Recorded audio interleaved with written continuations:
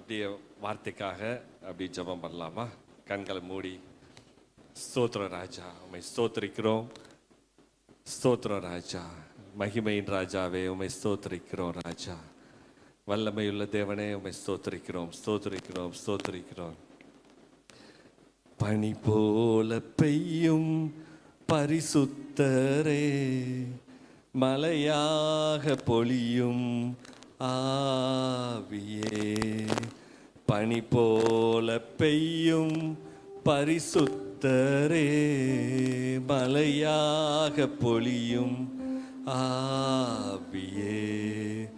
ஆவியே ஆவியே, மலையாக பொழியும் ஆவியே. ஆவியே ஆவியே, மலையாக பொழியும் ஆவியே. மென்மையானவரே,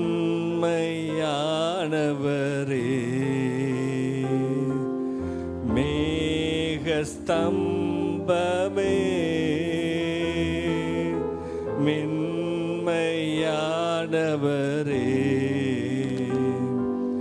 மேகஸ்தம்பமே, ஊற்று தண்ணீர் ஜீவநதி, ஊற்று தண்ணீர் ஜீவநதி, ஆனந்த தைலமே, ஆனந்த தைலமே.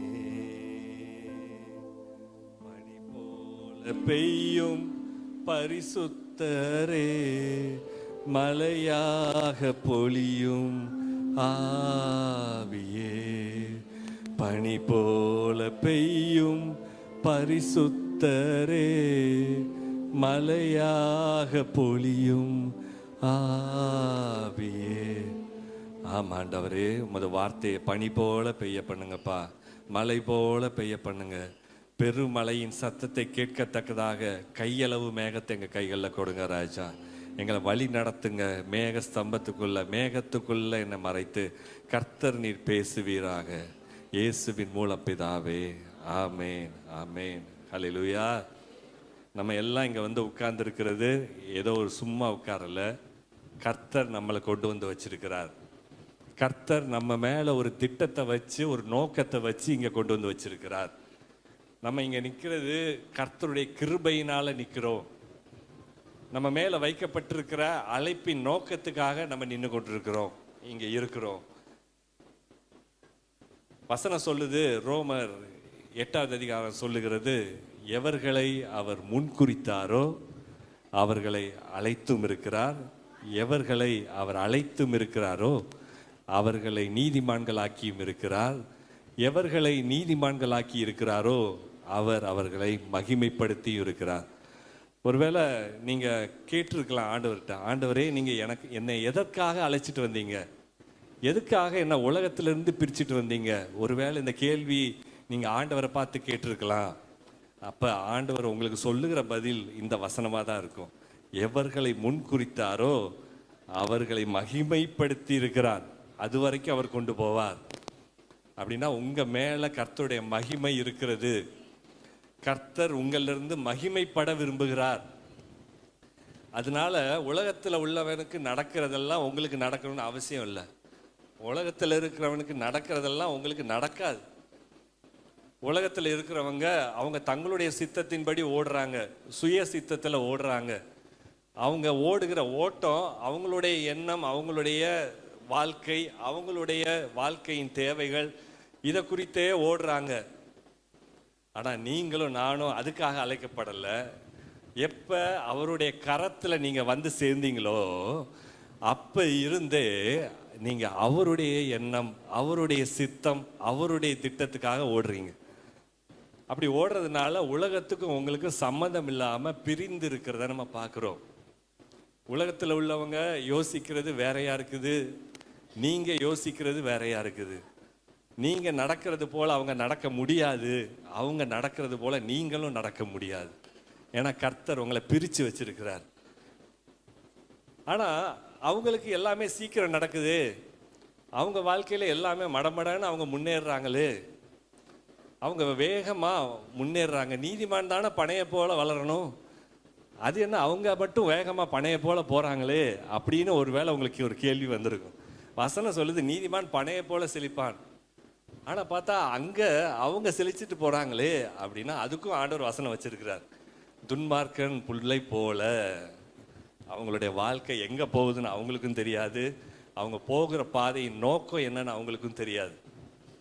போகிற வரைக்கும் போவாங்க, ஏதாவது ஒன்று ஆச்சுன்னா அதோட நின்று போயிடும் அவங்களுடைய வளர்ச்சி, அவங்களுடைய வாழ்க்கை அவ்வளோதான். ஆனால் கர்த்தர் உங்களுக்கு என்ன கொடுக்கணுமோ, எந்த நேரத்தில் கொடுக்கணுமோ, எதை செய்யணுமோ எதை செய்யக்கூடாதோ அதையெல்லாம் அவருடைய புஸ்தகத்தில் எழுதி வச்சிருக்கிறார். உங்களை பற்றி ஏற்கனவே ஒரு ஃப்ரேம் போட்டு வச்சிருக்கிறார். உங்களுக்கு என்ன தேவைங்கிறத அவரோட ஸ்டோரில் உங்கள் பேரை போட்டு எழுதி வச்சிருக்கிறார். ஒருவேளை உங்களுக்கு ஒரு கார் கொடுக்கணும் அப்படின்னா உங்கள் பேரை போட்டு அது மேலே அந்த கார் மேலே உங்கள் பேரை எழுதி ஒட்டி வச்சிருக்கிறார். உங்களுக்கு ஒரு நல்ல சுகத்தை கொடுக்கணும் அப்படின்னா சுகத்துக்கான நேரத்தை குறித்து அதை புஸ்தகத்தில் எழுதி வச்சிருக்கிறார். எல்லாமே திட்டமிடப்பட்டிருக்கிறது. நான் ஆயத்தம் பண்ணி வைத்திருக்கிறேன் அப்படின்னு கர்த்தர் சொல்லுகிறார். வசனம் சொல்லுகிறது நான் நினைத்தபடியே நிலை நிற்கும், அவர் சொன்னபடியே ஆகும், அவர் கட்டளையிட நடக்கும், அவர் என்ன நினைத்திருக்கிறாரோ அதன்படியே நிலை நிற்கும். அப்போ உங்கள் வாழ்க்கையில் எதுவுமே நீங்கள் செலக்ட் பண்ணி போகலை, நீங்கள் போகிற பாதையெல்லாம் கர்த்தர் செலக்ட் பண்ணி வச்சிருக்கிறார். நீங்கள் போகிற பாதையெல்லாம் அவர் கூட வரார். நீங்கள் வாழ்கிற வாழ்க்கை நீங்கள் வாழலை, உங்களுக்குள்ள அவர் வந்து அவர் உங்களோட சேர்ந்து இந்த உலகத்தில் வாழ்க்கையை வாழ்ந்து கொண்டு இருக்கிறார். அப்போ பாருங்கள் எவ்வளோ பெரிய ஒரு உன்னத அழைப்பில் நம்ம இருக்கிறோம். நமக்குள்ள அவர் இருக்காரு, அவர் நம்ம கூட சேர்ந்து வாழ்ந்து கொண்டு இருக்கிறார். அப்போ நம்ம வித்தியாசமானவர்கள், நம்ம சிறப்பானவர்கள், ஏன்னா கர்த்தர் நமக்குள்ள இருக்கிறார். யோசேப்போட வாழ்க்கை பார்த்தீங்கன்னா அவனுக்கு ஆண்டவர் தரிசனம் கொடுக்கிறார். கொடுத்த பிறகுதான் பிரச்சனை ஆரம்பிக்குது. தரிசனம் கொடுத்தோடனே தூக்கி குழியில் போட்டாங்க. குழியில் போட்ட பிறகு மறுபடியும் எடுத்து விற்கலான்னு பார்க்குறாங்க, கொலை செய்யணும்னு பார்க்குறாங்க. கடைசியில் எகிப்துக்கு போகிற மாதிரி ஆயிடுச்சு. பார்வோன் அங்கே போத்திபார் வீட்டில் கொண்டு போய் விடுறாங்க. அதுக்கப்புறம் சிறைச்சாலைக்கு போகிறான்.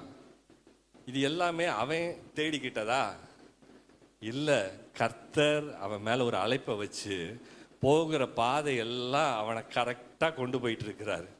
எங்கே கொண்டு போய் அவனை சேர்க்கணுமோ அந்த இடத்துல கொண்டு போய் அவர் சேர்க்கிற நல்ல தேவன் அவர். ஏன்னா முன் குறிச்சிருக்கிறார்ல, அப்படின்னா மகிமைப்படணும்ல ஆண்டவர். முன் குறிச்சவரை அழைச்சவனை நீதிமான் ஆக்குனா அவர் மகிமைப்படணும்ல, அதுக்கு தானே அவர் அழைச்சிருக்கிறாரு. அப்போ அழைச்சிருக்கிற அழைப்பில் அவர் ஓட வைக்கிறார், அவ்வளோதான். அவன் வந்து குழியில் விழுந்தான் அப்படின்னா குழியில் விழ வச்சது பார்த்துக்கிட்டு இருந்தவர் ஆண்டவர் தான். அவனை தூக்கி எடுக்கும்போது மறுபடியும் போக வச்சவர் ஆண்டவர் தான். எகிப்துக்கு போய் அங்கே போத்திபார் வீட்டில் சட்டை கிழிஞ்சு போச்சு. பல வர்ணாங்கி போட்டிருந்தவனுக்கு சட்டையும் கிழிஞ்சு போச்சு, சட்டையும் இல்லாமல் போச்சு. அப்படிப்பட்ட சூழ்நிலையை அனுமதிச்சது ஆண்டவர் தான். அதுக்கப்புறம் சிறையில் போய் அங்கே என்னைய பற்றி கொஞ்சம் சொல்கிறா அப்படின்னு சொல்லி கூட இருந்தவன்ட்ட சொல்கிறாரு. அவன் சொல்லவும் இல்லை, அதுக்கும் அனுமதிச்சது ஆண்டவர் தான். ஏன்னா எல்லாமே அவர் ஏற்ற நேரத்தை வச்சிருக்கிறாரு. அந்த நேரத்தில் அது நடக்கணும், அந்த நேரத்தில் அதை நடக்கணும்னு எழுதி வச்சிட்டாரு. எழுதி வச்சதை மாற்றவா முடியும்? ஆண்டவர் எழுதி வச்ச நேரத்தையும் நாளையும் யாராலையும் மாற்ற முடியாது. வருகிற 2ஆம் வருகையை குறித்து கூட அவர் எழுதி வச்சிருக்கிறார். அதை யாருக்கும் வெளிப்படுத்த மாட்டேன்னு வேற சொல்லி வச்சிருக்கிறார். நம்மளுடைய வாழ்க்கையிலையும் எல்லாமே நாள் நேரம் எல்லாம் நிலை நிற்கும்படி குறித்து வைக்கப்பட்டிருக்கிறது. இன்னைக்கு ஆண்டவர் கொடுத்திருக்கிற ஒரு வார்த்தை என்ன அப்படின்னா நீதிமொழிகள் 13:12. நீதிமொழிகள் 13:12. நெடுங்காலமாய் காத்திருக்குதல் இருதயத்தை இளைக்க பண்ணும், விரும்பினது வரும்போதோ ஜீவ விருட்சம் போல் இருக்கும். நேற்று நான் உட்காந்து 2 நாளாக உட்காந்து ஒரு மெசேஜை ரெடி பண்ணி சரி இதை ஸ்லைடெல்லாம் போட்டு இதை எக்ஸ்பிளைன் பண்ணணும்னு ஒரு 9 மணிக்கு மேலே ஸ்லைடு போடுறதுக்கு இது பண்ணணும்னு எடுத்து வச்சுக்கிட்டு இருக்கிறேன். எனக்குள்ள ஒரு உறுத்தல் வந்துருச்சு. ஒரு 10 மணி போல் ஆண்டவர் இந்த வார்த்தையை கொடுத்து ஞாபகப்படுத்தினார். காத்திருக்கிறாங்க நிறைய பேர். அதை குறித்து சொல்லு அப்படின்னு சொல்லி. நெடுங்காலமாய் காத்திருக்குதல் இருதயத்தை இளைக்க பண்ணும், விரும்பினது வரும்போதோ ஜீவ விருட்சம் போல இருக்கும்.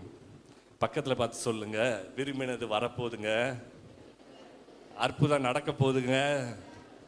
நெடுங்காலமா காத்துக்கிட்டு இருக்கிறீங்களா? நெடுங்காலமா சுகத்துக்கு காத்துட்டு இருக்கிறீங்களா? நெடுங்காலமா வீடு கட்டணும்னு பிளான் போட்டு காத்துட்டு இருக்கிறீங்களா? நெடுங்காலமா ஆண்டவரே ஒரு அற்புதம் செய்யுங்கன்னு ஜெபம் பண்ணி காத்துட்டு இருக்கிறீங்களா?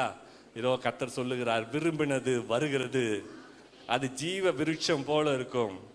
அவர் கொடுத்தா அதை யாரும் எடுக்க முடியாது, அவர் எடுத்தா யாரும் கொடுக்க முடியாது. அவர் கொடுத்ததை அவர் எடுக்க மாட்டார், அதுதான் ஜீவ விருட்சம்.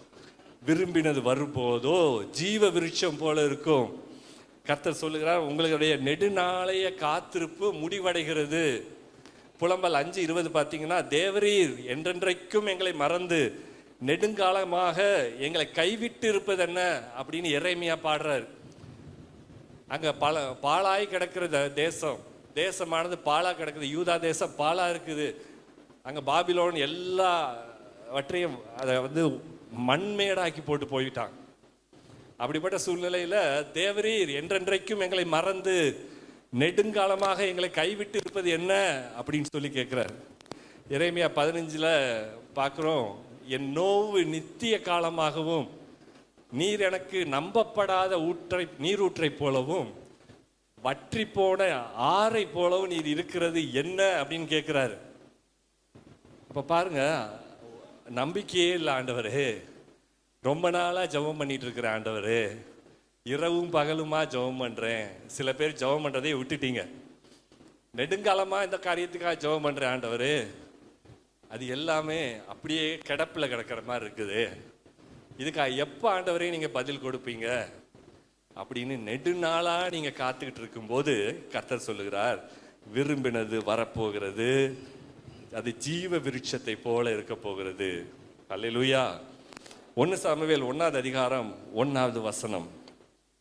எப்ராயிம் மலை தேசத்தில் இருக்கிற சோப்பீம் எனப்பட்ட ராமதாயிம் ஊரானாகிய ஒரு மனுஷன் இருந்தான். அவனுக்கு எல்கானா என்று பேர். இங்க எல்கானாவை பத்தி ஒரு டெஸ்கிரிப்ஷன் கொடுக்குறாங்க. இந்த கதை எல்லாருக்கும் தெரியும், ஆனா இதுக்குள்ள சில காரியங்கள் ஆண்டவர் வச்சிருக்கிறார். எல்கானா அப்படிங்கிற மனுஷன், அதுக்கு அடுத்த வசனம் பாருங்க. அவனுக்கு 2 மனைவிகள் இருந்தார்கள். ஒருத்தி பேர் அன்னாள், மற்றவள் பேர் பெனினாள். பெனினாளுக்கு பிள்ளைகள் இருந்தார்கள், அன்னாளுக்கோ பிள்ளை இல்லை. 2 மனைவிகள் இருந்தார்கள். அன்னாளுக்கு பிள்ளை இல்லாததினால் பெனினாள் உள்ளே வந்தாள். அன்னாளுக்கு பிள்ளை இல்லை, அதை பார்த்ததுக்கு அப்புறம் பெனினாள் உள்ள வரா. ஆபிரகாமுடைய விஷயத்துல அதான் நடக்குது. சாராய் பிள்ளை இல்லாமல் இருந்தா ஆகார் உள்ள வரா. இது பழைய ஏற்பாட்டு காலத்துல இது ஏற்றுக்கொள்ளப்பட்ட விஷயமாக இருந்தாலும் புதிய ஏற்பாட்டு காலத்துல இதை கர்த்தர் தள்ளி விடுகிறவராய் வெறுக்கிறவராக இருக்கிறார். ஆனா இங்க நம்ம பார்க்க வேண்டிய காரியம் அது கிடையாது. இங்க அன்னாளுக்கு பிள்ளை இல்லை.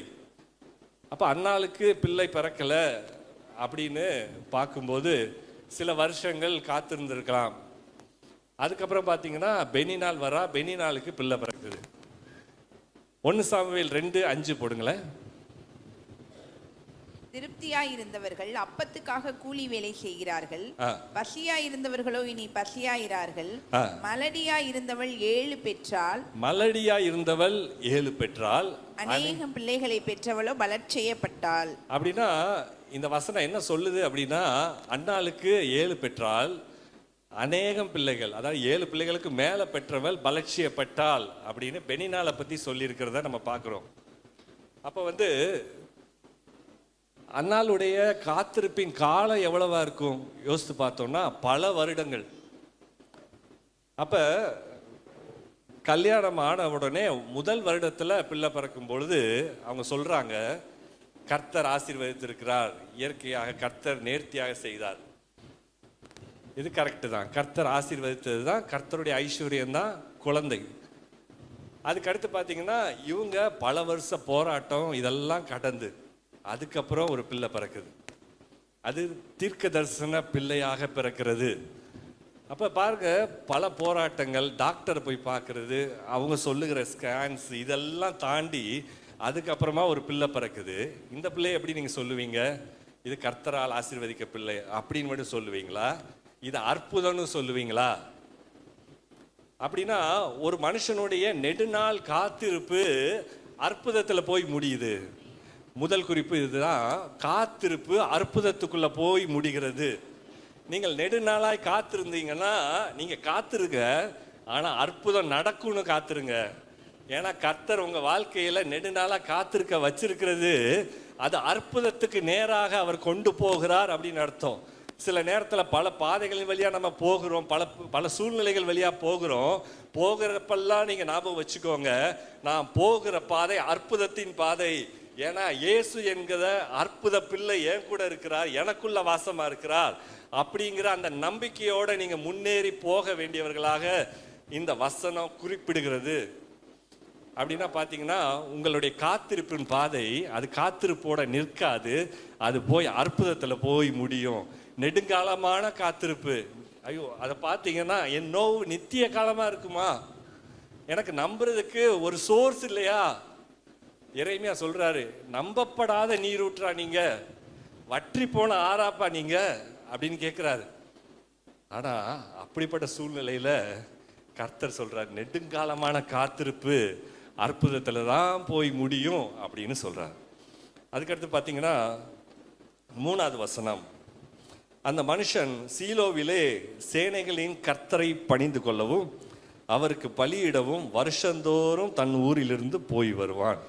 அங்கே கர்த்தரின் ஆசாரியரான ஏலியின் 2 குமாரராகிய ஓப்னியும் பெனகாசும் இருந்தார்கள். அதுக்கு அடுத்த வசனம், அங்கே எல்கானா பலியிடும் நாளிலே அவன் தன் மனைவியாகிய பெனினாளுக்கும் அவளுடைய எல்லா குமாரருக்கும் குமாரத்திகளுக்கும் பங்கு போட்டு கொடுப்பான்.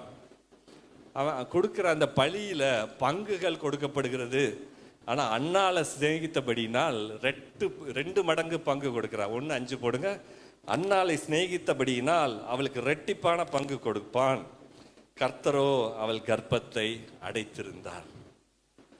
நான் முதல்ல சொன்னேன், நீங்க போகிற பாதையை வேற யாரும் தீர்மானிக்கல, கர்த்தர் தான் தீர்மானிச்சிருக்கிறார். இங்க அண்ணால் போகிற பாதையையும் வேற யாரும் தீர்மானிக்கல, கர்த்தர் தான் தீர்மானிச்சிருக்கிறார். இவள் இந்த வழியாக போக வேண்டும் என்பதை கர்த்தர் தீர்மானிச்சதுனால கர்த்தரோ அவள் கர்ப்பத்தை அடைத்திருந்தார்.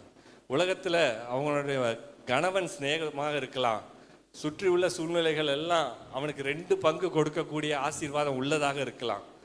அது எதை குறிக்குது அப்படின்னா, உலகத்துல உங்களுக்கு கொடுக்கப்படுகிற ஆசீர்வாதம், உலகத்துல உங்களுக்கு கொடுக்கப்படுகிற ஆசீர்வாதம் அநேகமாக இருக்கலாம்.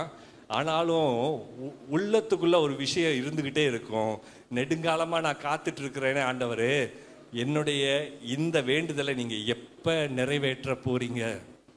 நெடுங்காலமா காத்துட்டு இருக்கிறேனே ஆண்டவரே. அங்க பாருங்க, கர்த்தரோ அவள் கர்ப்பத்தை அடைத்திருந்தார். ஆனா ரெட்டிப்பான பங்கு ஆசீர்வாதம் இருந்துகிட்டே இருந்துச்சு. கர்த்தரோ அந்த குறிப்பிட்ட காரியத்துக்காக காத்திருந்தார்.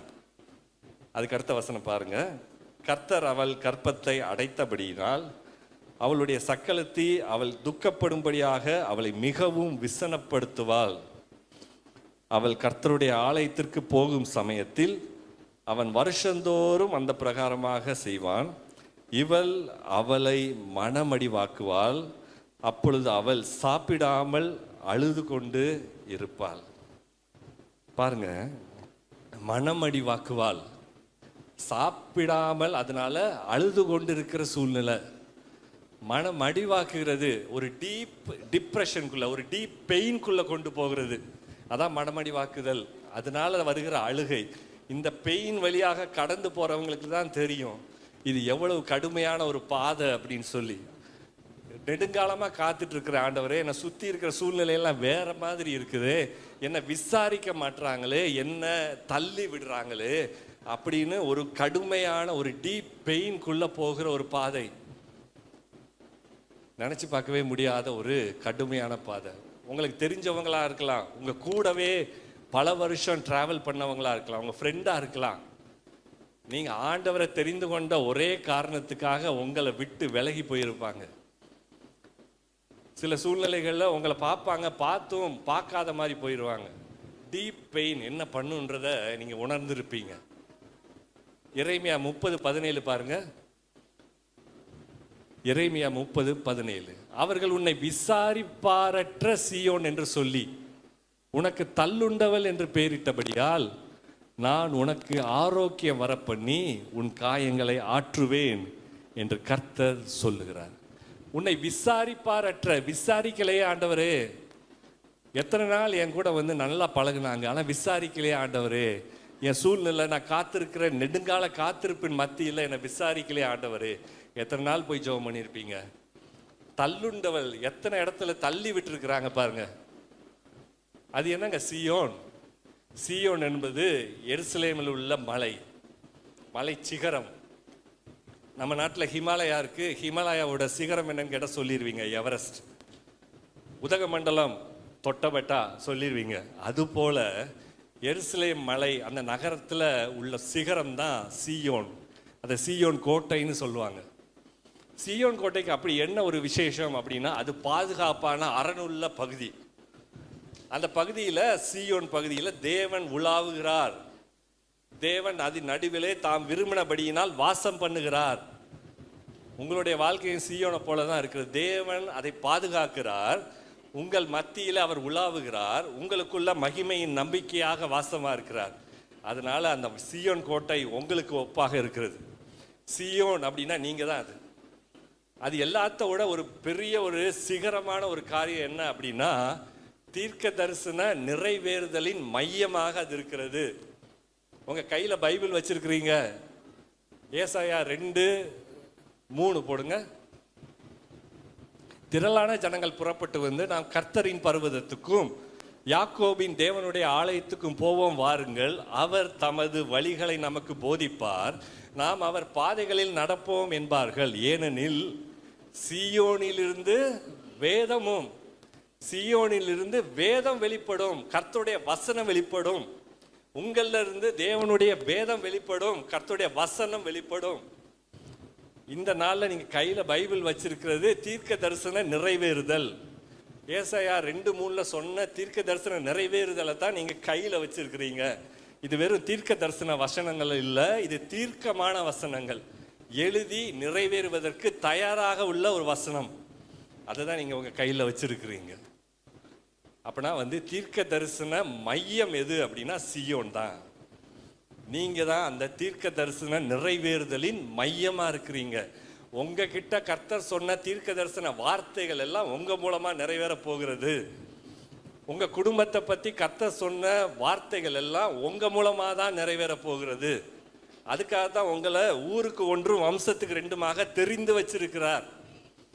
அப்படின்னா நீங்க யாரு அப்படின்னா சொல்ல முடியும், நீங்க தீர்க்க தரிசன மையம், நான் அற்புதத்தின் வாசல் அப்படின்னு சொல்ல முடியும். அதுதான் சீயோன். ஆனா அங்க வசனம் சொல்லுது, எரேமியா 30:17 விசாரிப்பாரற்ற சீயோன் உனக்கு தள்ளுண்டவள் என்று பெயரிட்டபடியால். அப்ப விசாரிக்காம விட்டாங்க அப்படின்னா, விசாரிப்பாரற்ற அற்புதமே, உனக்கு தள்ளுண்டவள் என்று பெயரை கொண்டிருக்கிற அற்புதமே அப்படின்னு சொல்லலாம். அப்ப அற்புதம் உங்க மூலமா தான் நடக்க போகிறது. அதனால தான் கர்த்தர் சொல்றாரு, நான் உன் காயங்களை ஆற்றுவேன். மனம் கசந்து அழுகிற அண்ணாளுக்கு காயங்களை ஆற்றுகிறார். அதுபோல நீங்க கடந்து போகிற நெடுங்கால காத்திருப்பின் காயங்களை அவர் ஆற்றுகிறார். ஆரோக்கியம் வர பண்ணி அப்படின்னா என்ன அர்த்தம்னா, உங்களுக்கு அற்புதங்களை செய்து காயங்களை ஆற்றுவேன். நெடுங்காலமாய் காத்திருக்குதல் அற்புதங்களை வர பண்ண போகிறது. விரும்பினது வரும் அப்படின்னா அற்புதங்கள் வரும். அப்ப காயங்களை ஆற்றுகிற தேவனாக இருக்கிறார். உங்களுக்கு ஆரோக்கியம் வர பண்ணி உன் காயங்களை ஆற்றுவேன். அதுக்காகத்தான் நான் உன் கூட இருந்து செயல்பட்டு கொண்டிருக்கிறேன் அப்படின்னு கர்த்தர் சொல்லுகிறார்.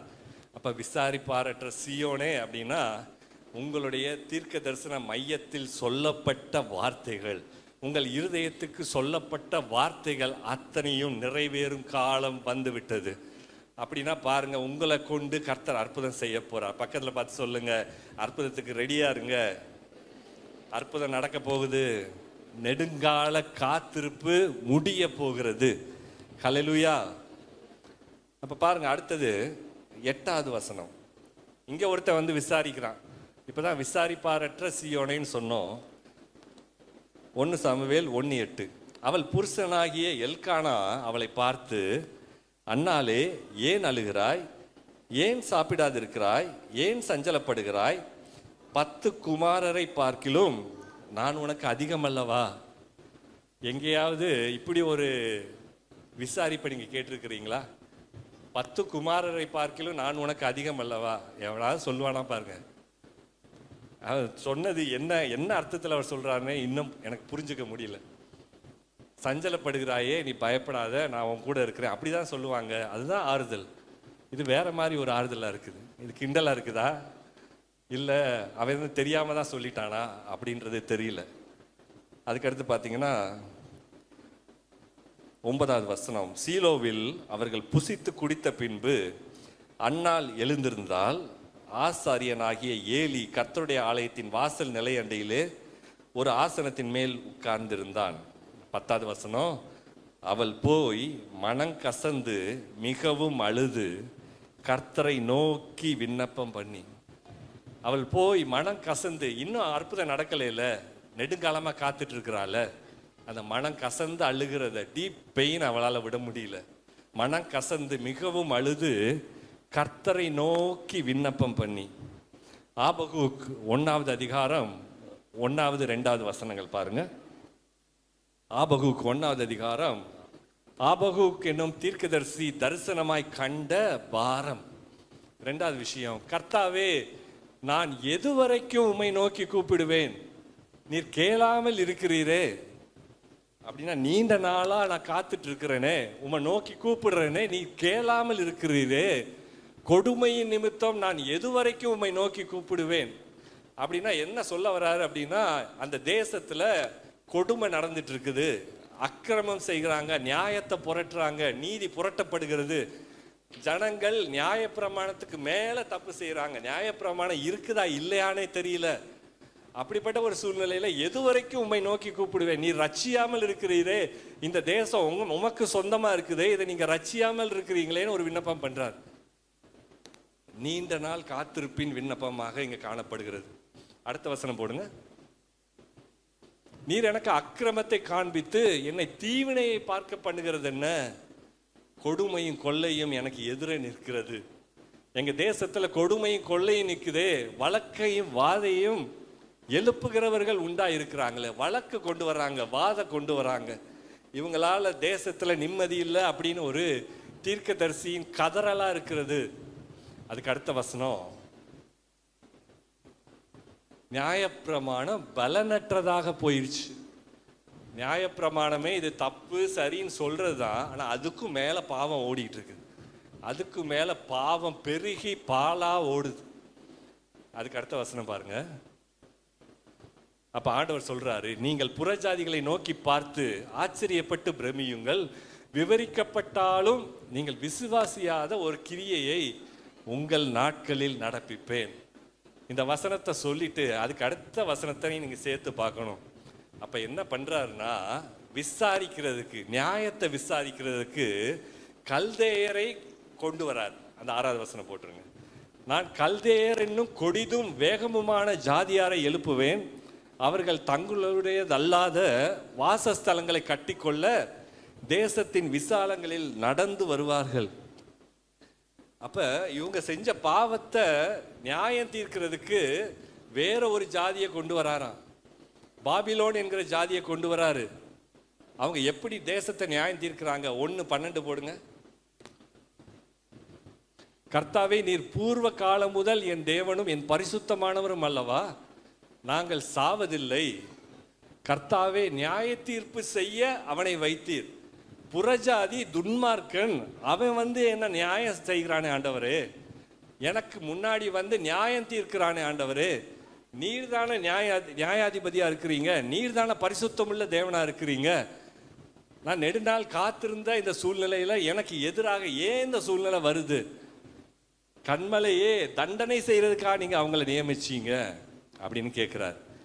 13வது வசனம், நீங்க தீமையை பார்க்காத சுத்த கண்ணனே, அநியாயத்தை நோக்கி கொண்டிருக்க மாட்டேரு. என்ன அநியாயத்தை நோக்கி கொண்டிருக்க மாட்டேரு?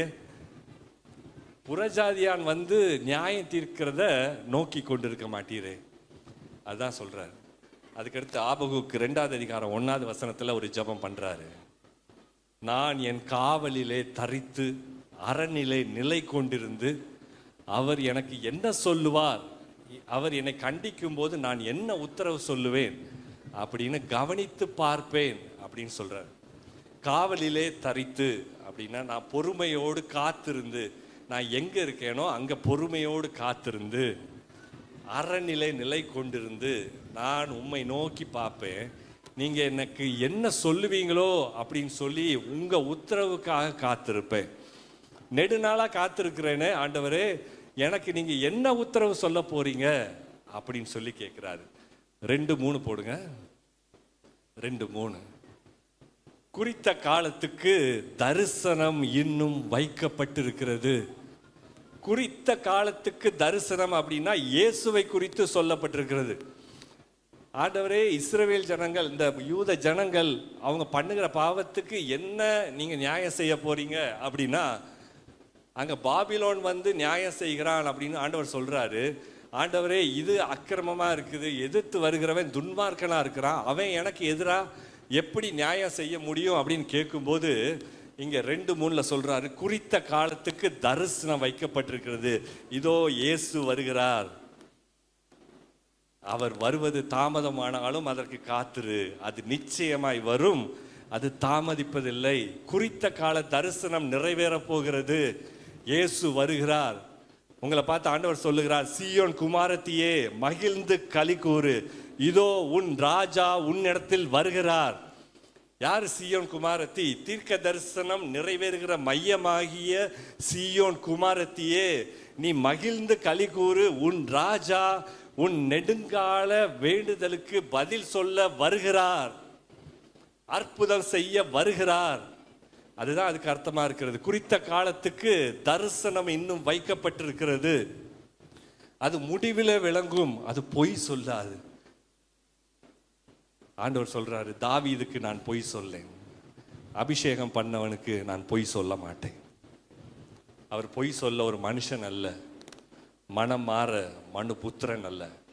அவர் சொல்லியும் செய்யாதிருப்பாரோ, வசனித்தும் நிறைவேற்றாதிருப்பாரோ. அல்லேலூயா. கர்த்தர் உங்களிடத்துல குறித்த காலத்தை சொல்லுகிறார். அந்த குறித்த காலம் வேண்டினது வருகிற காலம். நெடுங்காலமாய் காத்திருக்கிறது இருதயத்தை இளைக்க பண்ணும். வேண்டினது வரும்போதோ அது ஜீவ விருட்சம் போல இருக்கும். 1 சாமுவேல் 1வது அதிகாரம் 10வது வசனம். அவள் மனங்கசந்து கர்த்தரை நோக்கி விண்ணப்பம் பண்ணி, அங்க ஆபகுக்கு விண்ணப்பம் பண்றா, தேசம் பாழாய் கொண்டிருக்கிறது, ஆண்டவரே எது வரைக்கும் நீங்க காத்து கொண்டிருப்பீங்க? ஆண்டவரே, என்ன நடக்க போகுது தேசத்துல? குறித்த காலத்துக்கு தரிசனம் வைக்கப்பட்டிருக்கிறது. கர்த்தர் செயல்படுகிறார், கர்த்தர் வருகிறார். உங்களுடைய வாழ்க்கையில இயேசு வருகிறார். அவர் சொன்ன வார்த்தையை நிறைவேற்றும்படிக்கு உங்களிலிருந்து அவர் செயல்பட்டு கொண்டிருக்கிறார். நெடுங்காலமா காத்திருக்கிற உங்களுடைய விண்ணப்பங்களுக்கு அவர் பதில் கொண்டு வருகிறார். 11வது வசனம் பாருங்க. சேனைகளின் கர்த்தாவே, தேவரீர் உம்முடைய அடியாளின் சிறுமையை கண்ணோக்கி பார்த்து உம்முடைய அடியாளை மறவாமல் நினைந்தருளி, உமது அடியாளுக்கு ஒரு ஆண் பிள்ளையை கொடுத்தால் அவன் உயிரோடு இருக்கும் சகல நாளும் நான் அவனை கர்த்தருக்கு ஒப்பு கொடுப்பேன், அவன் தலையின் மேல் சவரகன் கத்தி படுவதில்லை என்று ஒரு பொருத்தனை பண்ணினார். நிறைய நேரத்தில் இந்த வசனத்தை நான் பார்க்கும்போது, நம்ம ஒரு நீண்ட நாள் காத்திருப்பில் இருக்கும் பொழுது, நம்மை சுற்றி நடக்கிற சூழ்நிலைகள் எல்லாம் பார்க்கும் பொழுது, கர்த்தர் நம்ம ட்ரெயின் பண்ணி என்ன கொண்டு போறாருன்னா, கர்த்தருடைய திட்டம் என்னங்கிறத தெரிஞ்சுக்கிறதுக்கு ஒரு வெளிப்பாடை கொடுக்கிறார். இங்க அன்னாளுக்கு ஒரு வெளிப்பாடு வந்திருக்கு. என்ன வெளிப்பாடு? இந்த தலையில சவரகன் கத்தி படக்கூடாது, இது கர்த்தருக்குரிய பிள்ளை, வரப்போறது கர்த்தருடைய திட்டம்னு அவனுக்கு தெரிஞ்சிருக்கு. கர்த்தருடைய திட்டத்தை நீங்க அறிந்து கொள்ளும்படி சில நேரம் நெடுநாள் காத்திருக்க வைப்பார். சில நாள் நீங்க காத்திருக்கிற காரியங்கள்ல கர்த்தர் செயல்படும்படி, கர்த்தருடைய திட்டம் வெளிப்படும்படிக்கு அவர் காத்திருக்க வைக்கிறார். அதனால தான் நீங்கள் இந்த பாதையில் போயிட்டுருக்கிறீங்க. நிறைய கேள்விகள் இருக்கலாம். நெடுங்காலமாக நான் அந்த ஜெபத்துக்கு பதில் வரும்னு நான் நம்பவே இல்லை ஆண்டவரே, மறந்தே போயிட்டேன் ஆண்டவரே. ஆனால் நீங்கள் மறவாமல் நினச்சிருக்கிறீங்களே ஆண்டவரே. எத்தனை பேர் நம்ம சொல்ல முடியும்? எத்தனையோ விஷயங்கள் நம்ம மறந்துருப்போம், ஆண்டவர் மறக்கலை. மறவாமல் நினைந்தருளி, மறவாமல் நினைப்பவரே ஏசையா, நிறைவேற்றி முடிப்பவரே.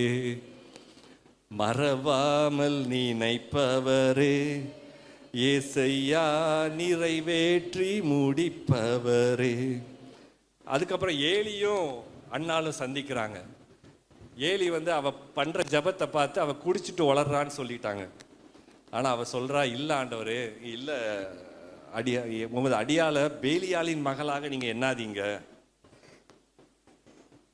நான் விண்ணப்பம் பண்ணேன் அப்படின்னு சொல்றா. 17வது வசனத்துல அதற்கு ஏலி, சமாதானத்துடனே போ, நீ இஸ்ரவேலின் தேவனிடத்தில் கேட்ட உன் விண்ணப்பத்தின்படி அவர் உனக்கு கட்டளையிடுவார் அப்படின்னு சொல்றார்.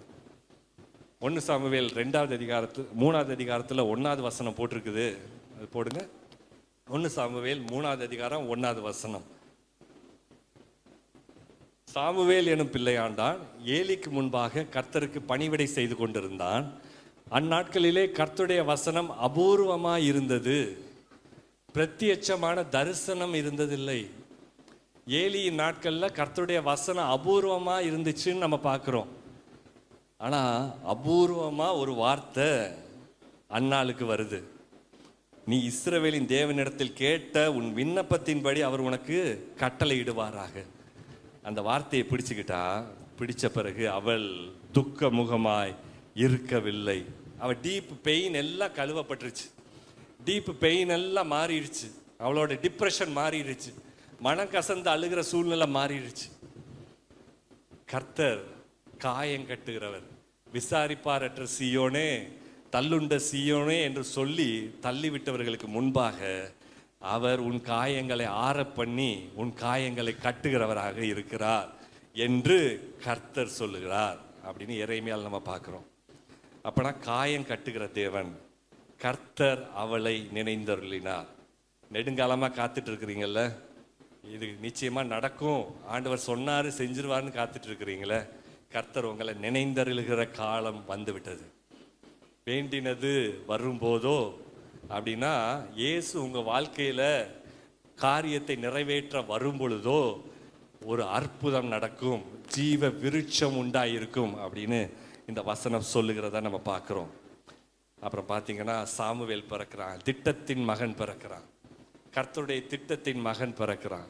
நெடுங்கால காத்திருப்பு, நான் சொன்னேன், காத்திருப்பு அற்புதத்தில் போய் முடியும், காத்திருப்பு திட்டத்தில் போய் முடியும். உங்களை குறித்து வைத்திருக்கிற திட்டம் காத்திருப்பு திட்டத்தில் போய் முடிகிறத நம்ம பார்க்குறோம். அதனால தான் அதே எங்க அவ அழுது கொண்டிருந்தாலோ அந்த இடத்துல அவ மறுபடி ஜெபம் பண்றா, என் இருதயம் கர்த்தருக்குள் களி கூறுகிறது, என் கொம்பு கர்த்தருக்குள் உயர்ந்திருக்கிறது அப்படின்னு சொல்றார். இதே போல ஒரு காத்திருப்பின் சம்பவத்தில் ஒரு 2 வசனங்கள் மட்டும் நம்ம பார்த்து முடிக்கலாம். ஆதியாகமம் 15வது அதிகாரம் 1வது வசனம். இங்க ஆபிரகாம் காத்திருக்கிறான். இந்த காரியங்கள் நடந்த பின்பு கர்த்தருடைய வார்த்தை ஆபிரகாமுக்கு தரிசனத்திலே உண்டாகி, அவர் ஆபிராமே பயப்படாதே. முதலாக ஆபிராமே என்ற வார்த்தையை ஆண்டவர் சொல்றார். ஆபிராமே நீ பயப்படாதே அப்படின்னா அவன் ஏதோ பயந்து கொண்டு இருக்கிறான்.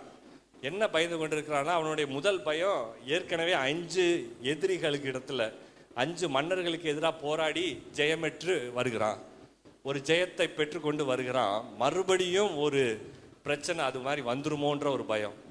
2வது ஒரு பயம் இருந்துச்சு, அது 2வது அதிகாரத்தில் போட்டிருக்குது. கர்த்தராகிய ஆண்டவரே, அடியேனுக்கு என்ன தருவீர்? நான் பிள்ளை இல்லாமல் இருக்கிறேனே, தமஸ்கு ஊரானாகிய இந்த எலியேசர் என் வீட்டு விசாரணை கர்த்தனாய் இருக்கிறானே. ஆண்டவரே, அடியேனுக்கு என்ன தருவீர்? நான் பிள்ளை இல்லாமல் இருக்கிறேனே. அதுதான் அடுத்த பயம் அவனுக்கு. அதுல முக்கியமான பயம் என்னன்னா, இந்த எலியேசர் என்னோட வீட்டுக்கு விசாரணை கர்த்தனா வருவானா? ஆண்டவரே, நீங்க சொன்னீங்க 12வது அதிகாரத்துல, உன்னை நான் ஒரு ஜாதியாக்கி உன்னை பெருக பண்ணுவேன்னு சொன்னீங்க. ஆனா இந்த எலியேசர் ஒருவேளை வந்துருவானோன்றது அவனோட பயம். இதுக்கு என்ன அர்த்தம் அப்படின்னா, ஆண்டவர்கிட்ட அவன் கேட்குறான், ஆண்டவரே நான் கேட்டதை நம்பவா அல்லது பார்க்கிறத நம்பவா? நான் கேட்டதை நம்பவா? ஆண்டவரே நீங்க சொன்னதை நான் கேட்டிருக்கேனே, அந்த வார்த்தையை நான் நம்பவா அல்லது நான் பார்த்துக்கிட்டு இருக்கிற இந்த சூழ்நிலையை நம்பவா? ஆண்டவர் உடனே, நீ பார்க்க வேண்டியது வேற ஒண்ணு, நீ வா அப்படின்னு கூப்பிடுறாரு. 5வது வசனத்துல பாருங்க, அவர் அவனை வெளியே அழைத்து, நீ வானத்தை அண்ணாந்து பார், நட்சத்திரங்களை என்ன, உன்னாலே கூடுமானால் அவைகளை என்ன என்று சொல்லி உன் சந்ததி இவ்வண்ணமா இருக்கும் அப்படின்னு சொல்றார். ஒரு பிள்ளைக்கு கேட்டுக்கிட்டு இருக்கிறவங்க கிட்ட சந்ததியை பத்தி ஆண்டவர் பேசுறார். நம்ம ஒரு சின்ன திட்டத்தை பத்தி தான் யோசித்து கொண்டு இருப்போம், ஆனா அவர் பெரிய திட்டத்தை யோசிச்சுட்டு இருப்பார். அவர் அவரோட ஸ்டைல தான் எப்பவுமே யோசிப்பார். இன்னொரு இடத்துல பார்த்தீங்கன்னா, கடற்கரை மணலத்தனையாக உன் சந்ததி இருக்குன்னு சொல்லுவார். அது 2 காரியத்தை சொல்றாரு. கடற்கரை மணலத்தனைன்னு சொல்றாரு, வானத்தை அண்ணாந்து பாருன்னு சொல்றாரு. கடற்கரை மணலத்தனை அப்படின்னா அவன் கால் வச்சா காலுக்கு கீழே இருக்கும் அந்த கடற்கரை மணல். அப்படின்னா உன்னிடத்தில் பிறக்கிற பிள்ளைகள், அது இஸ்ரவேல் சந்ததியை குறிக்கிறது. வானத்தை அண்ணாந்து பார் அப்படின்னு சொல்லும்போது தூரத்தில் இருக்கிற புறஜாதிகள் ஆவிக்குரிய இஸ்ரவேலர்களாக வருவார்களே, அதை குறிக்கிறது அப்படின்னு சொல்றார். அப்படின்னா சந்ததி உலகம் எங்கும், அதான் ஜாதியா பார்க்கிறார், நம்மளை பரிசுத்த ஜாதியா ஆண்டவர் தெரிந்து கொண்டிருக்கிறார். அப்படின்னா உங்களிடத்துல இஸ்ரவேல் சந்ததியும் பிறக்கும், உங்ககிட்ட புறஜாதிகளையும் நீ உன்னுடைய சந்ததிக்குள்ள கொண்டு வருவ அப்படின்னு ஆபிரகாமுக்கு வாக்கு பண்ணுகிறார். அப்ப பாருங்க, கர்த்தருடைய வார்த்தை நீங்க கேட்ட ஒரு காரியத்துக்கு பதில் மட்டும் வராது, அதோடு கூட திட்டத்தையும் கொண்டு வரும். அதுதான் நான் சொன்னேன், காத்திருப்பு திட்டத்துல போய் முடியும். அப்ப பாருங்க, இங்க ஆபிரகாமுக்கு ஒரு திட்டம் வச்சிருந்தாரு, அந்த திட்டத்தை நோக்கி அவர் நகர்த்திட்டு போறார் அப்படின்னு நம்ம பார்க்கிறோம். அதுக்கப்புறம் தான் ஈசாக்குடைய காரியம் எல்லாம் வருது. இதே மாதிரி தான் அங்க அன்னாளுடைய வாழ்க்கையிலேயே நடந்துச்சு. ஒரு பிள்ளைக்காக காத்திருந்தா, ஒரு பிள்ளைய பொருத்தனை பண்ணுனா, அதுக்கப்புறம் அவளுக்கு 7 பிள்ளைகள், மொத்தமாக சாமுவேலையும் சேர்த்து 7 பிள்ளைகள் பிறந்தா. மலடியானவள் 7 பெற்றாள் அப்படின்னு சொல்லியிருக்கு. அப்போ ஆண்டவர் உங்களுடைய சின்ன விண்ணப்பத்துக்கு பதிலை எப்படி வச்சிருக்கிறாருன்னு பாருங்க. பெரிய பதிலாக தான் வச்சிருக்கிறார், பெரிய திட்டமாக தான் வச்சிருக்கிறார். அப்போ காத்திருக்கிற நாள்கள் முடியும் போது நீங்க பார்ப்பீங்க, ஓ ஆண்டவரே, நீங்க இதுக்கு தான் என்னை இத்தனை நாள் காத்திருக்க வச்சுனீங்களா? நெடுங்காலமாக நான் எதுக்கு காத்துட்டு இருந்தேன்? நெடுங்காலமாக காத்திருக்கிறது இருதயத்துக்கு இளைப்பு. வேண்டினது வரும்போதோ அது ஜீவ விருட்சம் போல இருக்கும். உங்கள் வாழ்க்கையில் ஒரு விரும்பின காரியம் வருது, நீங்கள் ஏதோ ஒரு காரியத்துக்காக ரொம்ப நாள் ஜெபம் பண்ணிட்டு இருக்கிறீங்க, நெடுங்காலமாக காத்துட்டு இருக்கிறீங்க. அந்த காரியத்தில் கர்த்தர் ஒரு அற்புதத்தை செய்ய போகிறார். நீங்கள் சீக்கிரத்தில் அந்த சாட்சியை சொல்ல போறீங்க. விரும்பின காரியம் வந்து கொண்டு இருக்கிறது. கர்த்தர் ஒருபோதும் அழைச்சவங்களை சும்மா விடுகிறவரே அல்ல. அவர் ஆசீர்வதித்து அவங்களை மகிமைப்படுத்துகிற தேவன். எவர்களை முன்குறித்தாரோ அவர்களை அழைத்தும் இருக்கிறார், எவர்களை அழைத்தாரோ அவர்களை நீதிமான்கள் ஆக்கி இருக்கிறார், எவர்களை நீதிமான்கள் ஆக்கி இருக்கிறாரோ அவர்களை மகிமைப்படுத்தி இருக்கிறார், அவர்களை பயன்படுத்தி இருக்கிறார். நம்ம எழுந்து கர்த்தரை ஸ்தோத்திரிப்போமா? ஸ்தோத்திரப்பா, தேங்க்யூ லார்ட். சர்வ வல்லமை உள்ளவரே, உம்மை ஸ்தோத்திரிக்கிறோம் ராஜா. உமது வார்த்தைக்காக நன்றி செலுத்துகிறோம். ஹalleluya, ஹalleluya. தேங்க்யூ அப்பா, தேங்க்யூ லார்ட். உம்மை ஸ்தோத்திரிக்கிறோம், ஸ்தோத்திரிக்கிறோம் ராஜா. உடன்படிக்கையின் தேவன், உண்மையில் பிசகாதவர். உடன்படிக்கையின் தேவன்,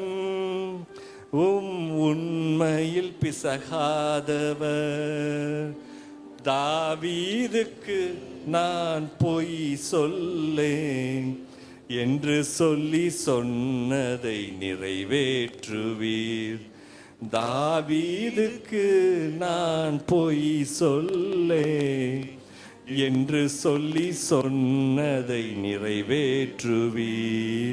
மறவாமல் நினைப்பவரே, ஏசையா நிறைவேற்றி முடிப்பவரே. மறவாமல் நினைப்பவரே, ஏசையா நிறைவேற்றி முடிப்பவரே. நீர் நம்ப பண்ணின உந்தன் வாக்குகளை நினைத்து நிறைவேற்றுவீர். நீர் நம்ப பண்ணின உந்தன் வாக்குகளை நினைத்து நிறைவேற்றுவீர். மறவாமல் நினைப்பவரே இயேசையா, நிறைவேற்றி முடிப்பவரே. மறவாமல் நினைப்பவரே இயேசையா, நிறைவேற்றி முடிப்பவரே. ஆண்டவரே, நெடுநாளாய் நாங்கள் காத்திருந்த பொழுது கர்த்தர் எங்களுக்கு ஒரு வார்த்தையை கொடுத்து வேண்டினது வரும்னு சொல்லி வாக்கு பண்ணியிருக்கிறீங்களே, உம்மை ஸ்தோத்தரிக்கிறோம் ராஜா. நாங்கள் கடந்து வந்த பாதையில், எங்களுக்கு எதிராக வந்த சூழ்நிலைகளில் நாங்கள் ஒருபோதும் அந்த மன அழுத்தத்துக்குள்ளேயோ மன கசந்து போகிற சூழ்நிலையிலேயோ நாங்கள் அன்னாலை போல நிற்காமல், அப்பா, நாங்கள் எங்களுடைய தேவனை நோக்கியே எப்பொழுதும் நாங்கள் பார்க்க, உம்மையே எங்கள் கண்கள் நோக்கி கொண்டிருக்கிறதே என்று சொல்லி, நானோ கர்த்தாவே உம்மையே நம்பி இருக்கிறேன் என்று சொல்லி நாங்கள் முன்னே செல்வதற்கு எங்களுக்கு உதவி செஞ்சீரே, உம்மை ஸ்தோத்தரிக்கிறோம் ராஜா. முன்னே செல்வதற்கு எங்களுக்கு உதவி வருகிறீரே, உம்மை ஸ்தோத்தரிக்கிறோம்ப்பா. அற்புதங்களை அதிசயங்களை எங்கள் வாழ்க்கையில் செய்வதற்கு எங்களை அழைத்தவர் நீர் உண்மையுள்ளவராக இருக்கிறீரே, உம்மை ஸ்தோத்தரிக்கிறோம். நீர் தாவீதுக்கு பொய் சொல்லுகிற தேவன் அல்ல, பொய் சொல்ல நீர் மனிதன் அல்ல, மனம் மாற நீர் மனு புத்திரர் அல்ல. நீர் சொல்லியும் செய்யாதிருப்பீரோ அப்பா, நீர் வசனித்தும் நிறைவேற்றாதிருப்பீரோ. எங்கள் வாழ்க்கையில் நெடுநாளாய் நாங்கள் காத்திருந்ததுக்கு நீர் சொன்னதின் போலவே அப்பா, பரிசுத்த ஆவியானவர் எங்களுடைய வாழ்க்கையில் நீங்கள் செயல்பட்டு கொண்டிருப்பதுக்காக நன்றி ராஜா. இயேசு எங்களுடைய வாழ்க்கையில் அப்பா எங்கள் அஸ்திபாரமாக இருப்பதுக்காக நன்றி செலுத்துகிறோம். போடப்பட்ட அஸ்திபாரத்தின் மேலே நாங்கள் எழுந்து கட்ட எங்களுக்கு உதவி செய்கிறவரே, ஸ்தோத்தரிக்கிறோம் ராஜா, ஸ்தோத்தரிக்கிறோம் ராஜா. எங்கள் வாழ்க்கையை எழும்பி கட்ட வைக்கிறவரே, எங்கள் வாழ்க்கையை எடுத்து கட்ட வைக்கிற தேவனே, உம்மை ஸ்தோத்தரிக்கிறோம் அப்பா. அப்பா, தேங்க்யூ லார்டு. குறித்த காலத்துக்கு தரிசனத்தை வைத்து எங்களை நடத்தி வருகிறவரை உம்மை ஸ்தோத்தரிக்கிறோம். அது நிச்சயமாய் வரும், அது தாமதிக்காது, அது பொய் சொல்லாது. வேண்டினது வரும் பொழுதோ அது ஜீவ விருட்சம் போல் இருக்கும். நீங்கள் விரும்பின காரியம் ஆகும்படிக்கு கர்த்தர் நிர்ணயம் செய்திருக்கிறார். அவர் நிர்ணயித்தபடியே நிறைவேறும், அவர் சொன்னபடியே நடக்கும்.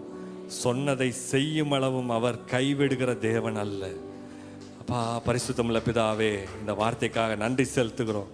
கர்த்தர் நீர் எங்களோடு கூட இருந்து நீர் சொல்லிய வார்த்தையை நிறைவேற்ற வல்லமையுள்ள தேவனாக இருக்கிறீரே, உம்மை ஸ்தோத்திரிக்கிறோம் ராஜா. அருமை இரட்சகரே, அப்பா, நாங்கள் உமது பாதத்தில் எங்களை சமர்ப்பிக்கிறோம். நீர் எங்களை அழைத்த அழைப்பையும் அப்பா தெரிந்து கொண்ட நோக்கத்தையும் நீங்கள் நிறைவேற்ற வல்லவராக இருக்கிறீரே, உம்மை ஸ்தோத்திரிக்கிறோம். நீங்கள் நடத்தி செல்லுங்க, நாங்கள் உங்கள் கையை பிடிச்சு நாங்கள் நடக்கிறோம் ராஜா. அப்பா, விரும்பினதை நாங்கள் காண மட்டும் விடுவதில்லை. யாக்கோபு சொன்னது போல நீர் சொன்னதை செய்து முடிக்கும் வரைக்கும் அப்பா நான் உன்னை கைவிடுவதில்லைன்னு சொன்னீங்களே, அதன்படியே நாங்கள் உண்மை ஒருபோதும் அப்பா மறவாமல் நினைக்கிற தேவனை நோக்கி நாங்கள் எப்போதும் பார்க்கிறோம் ராஜா. எங்களை ஒருபோதும் மறவாத தேவனை நோக்கி பார்க்கிறோம். கர்த்தர் நீங்கள் ஆளுகை செய்யுங்க, பலப்படுத்துங்க. அருமை இரட்சகர் இயேசுவின் மூலம் பிதாவே, ஆமென். என் ஆத்துமாவே கர்த்தரை ஸ்தோத்திரி, என் முழு உள்ளமே அவருடைய பரிசுத்த நாமத்தை ஸ்தோத்திரி. என் ஆத்துமாவே கர்த்தரை ஸ்தோத்திரி, கர்த்தர் செய்த சகல உபகாரங்களையும் ஒரு நாளும் மறவாதே. ஆமென். பிதாவாகிய தேவனுடைய அன்பும் கர்த்தராகிய இயேசு கிறிஸ்துவினுடைய கிருபையும் பரிசுத்த ஆவியானுடைய ஐக்கியமும் சந்தோஷமும் சமாதானமும் நம் அனைவரோடு கூட இன்றும் என்றும் சதா காலங்களிலும் இருப்பதாக. ஆமென், ஆமென்.